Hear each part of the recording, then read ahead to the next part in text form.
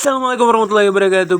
Pong karena gabut lebaran dan adikku pengen beli buah, dia pengen beli buah di atas sana, jadi kami memutuskan untuk pergi beli buah. Dan ini jalan menuju ke tempat penjualan buahnya.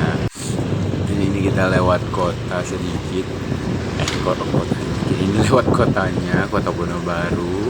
Kemudian kita nyampe kota Bonobaru.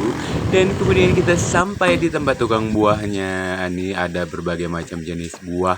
Dan di sini kita kenapa pilih di sini? Karena di sini murah harga buahnya. Dan ini semangka sekilonya 5.000, buah naganya 30.000 sekilo, buah pir ini 30.000 sekilo, buah salak ini 20.000 sekilo, dan salak yang itu 15.000 sekilo.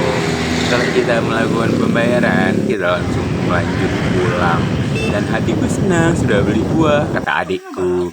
Dan ini kita setelah menikmati buahnya, enak banget, manis-manis.